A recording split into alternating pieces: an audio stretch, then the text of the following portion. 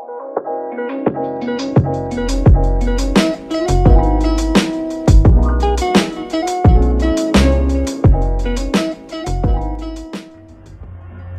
magandang umaga po sa aking mga kabeshi.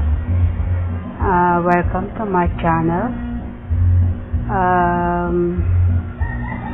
Ngayon po ay papakita ko sa inyo kung paano ba mag-set ng live stream through screen LS. Ganito po yan, no? Punta tayo sa YouTube. Click po natin itong may parang video icon. Ito. And then, click natin yung live.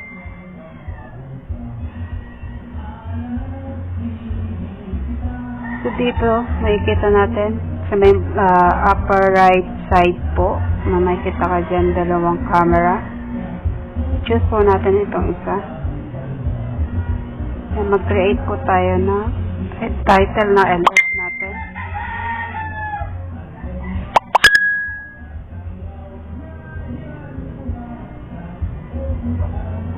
Ayan. And set to public kung gusto niyo siya i-public. So, ako unlisted muna kasi tutorial pa lang naman to. Ayan. Click natin yung option. Kung gusto natin i-set ng, kunyari, hindi mo pa gusto ngayon mag-live, kunyari may gusto kang oras, kung anong oras ka magla-live, schedule for later, i-click mo po yan, i-on mo. Ayan. Then, pili ka po ng date. Let's say, bukas, September 9. Okay natin. And then, ang oras, pili po tayo ng oras. Sabihin natin 9 a.m. Okay. Location, okay. Kung naka-on mo location mo, okay lang naman din. Then, advanced setting. Ayan, kung monetize na tayo, enable natin yung monetize video natin. Para pag nag-start na tayo ng live stream, naka-automatic on na po yung pag-play ng video ads natin. Then back. Then next po natin.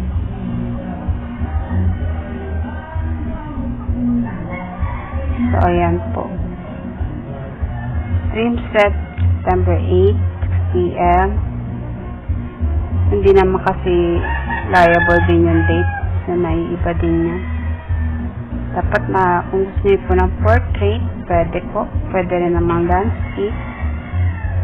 Tapos pag gusto niyo na pong mag-live, kunyari nakaset na ng September 8, balik. I-go live nyo lang po. Tapos kung hindi naman, i-done mo muna kasi naka-schedule naman siya. Done. Ayan, nakikita nyo dito sa left side, merong number naka-red. Ayan na, nakaset na siya. Ganun lang. Pag September 9 na, na oras, balik ka lang dito, i-click mo lang din yung video. Tapos pag gusto mo nang mag-live, click mo lang din tong go live. Go live mo lang siya. Tapos may lalabas dito few tips. You're about to enter screen broadcast mode. So lahat daw niyan, ito sabihin, lahat na makikita sa cellphone mo ay makikita.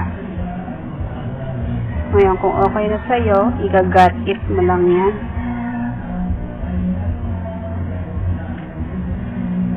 Click got it mo lang yan.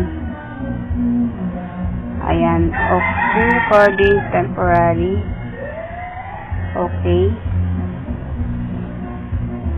Kung gusto mo naka-on yung camera, on mo lang siya. Pwede rin patay off mo siya.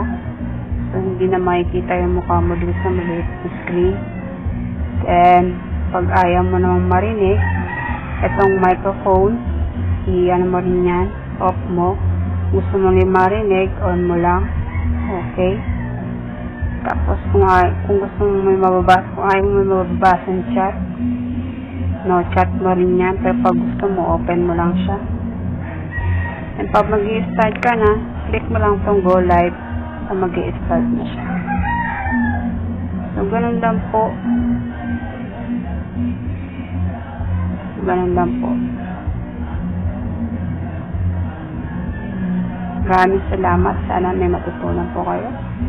And God bless.